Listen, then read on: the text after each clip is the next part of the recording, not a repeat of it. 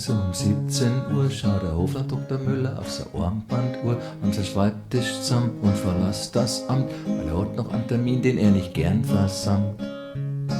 Er begibt sich zu seinem Dienstwagen und er tut sich mühsam durch das Chaos Wiens schlagen. Er besucht heut nicht seine Omi, na er fährt zur Domina.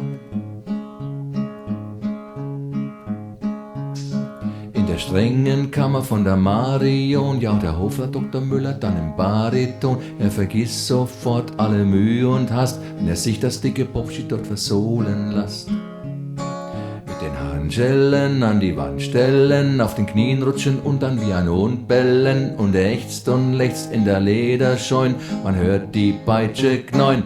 Klatschi, klatschi am Popo, Sadomaso macht so froh, küsst der Meisterin die Hand, Sadomaso das entspannt. Ist die Folterstunde vorüber, dann schaut der Hofrat Dr. Müller sich im Spiegel an und er fühlt sich so, wie es dem Braven frommt, wenn er gerade aus der Kirche von der Beichte kommt.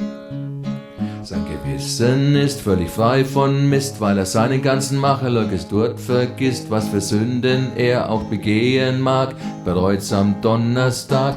Klatschi, klatschi am Popo, Sadomaso macht so froh, küsst der Meisterin die Hand, Sadomaso das entspannt.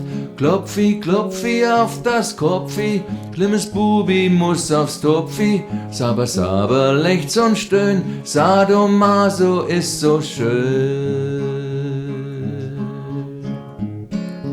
Klatschi, klatschi am Popo, Sadomaso macht so froh, küsst der Meisterin die Hand, Sadomaso das entspannt.